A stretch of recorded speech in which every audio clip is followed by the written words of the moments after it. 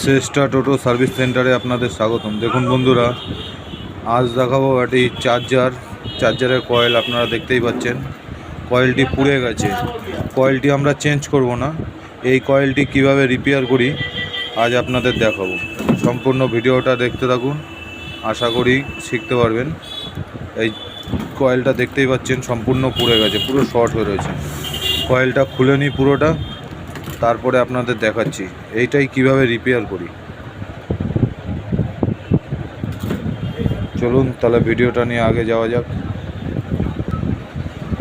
দেখুন বন্ধুরা, কয়েলটা কিভাবে খুলি আপনাদের দেখাচ্ছি।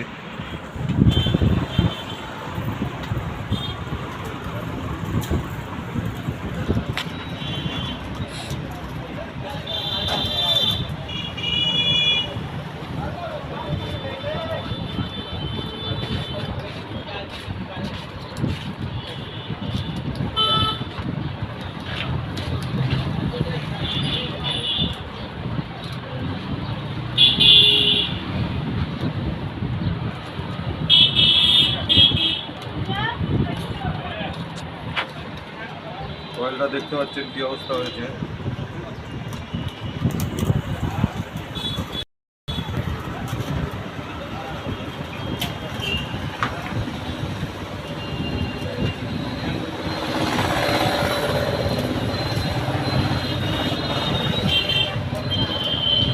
এই তারটাই আবার লাগাবো, এই তারই আবার লাগানো হবে, যার জন্য এইভাবে খুলছি।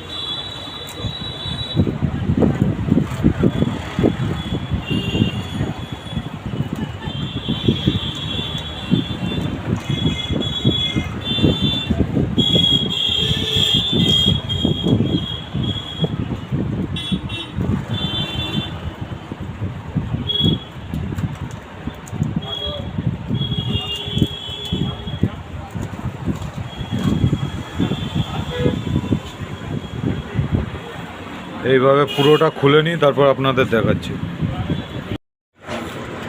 দেখুন বন্ধুরা, পুরো কয়েলটি খোলা হচ্ছে।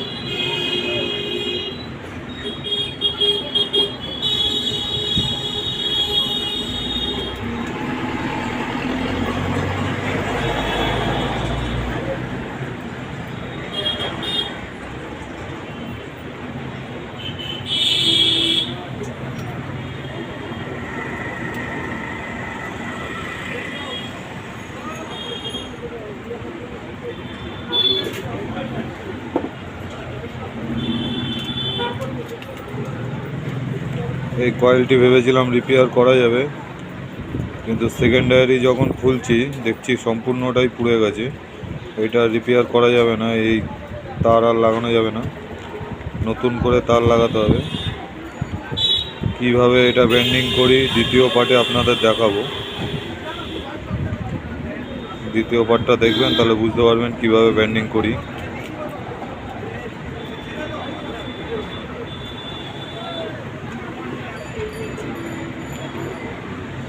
ভিডিওটি দেখার জন্য অসংখ্য ধন্যবাদ। যদি কারোর কোনো রকম কাজের দরকার হয় স্ক্রিনে দেওয়া নাম্বারে যোগাযোগ করবেন।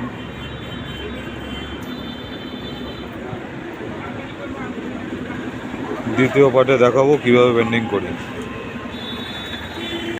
দেখুন বন্ধুরা, যে কয়েলটা খুলছিলাম, কয়েলটা দেখতেই পাচ্ছেন কী অবস্থা হয়েছে।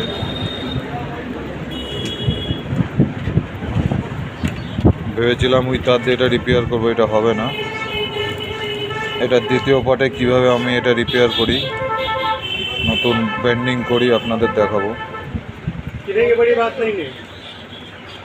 যদি ভিডিওটা ভালো লেগে থাকে একটা লাইক করে দেবেন, শেয়ার করে দেবেন। যদি আমার কিছু ভুল হয়ে থাকে কমেন্টে জানাবেন। যদি ভিডিওতে নতুন হয়ে থাকেন থাকবেন, যাতে পরবর্তী ভিডিও ছাড়লেই আপনাদের কাছে যায়। বেল আইকনটা বাজিয়ে রাখবেন যদি ভিডিওতে নতুন হয়ে থাকেন। ভিডিওটি দেখার জন্য অসংখ্য ধন্যবাদ। যদি কারোর কোনো রকমের দরকার হয় স্ক্রিনে দেওয়া নাম্বারে যোগাযোগ করতে পারেন।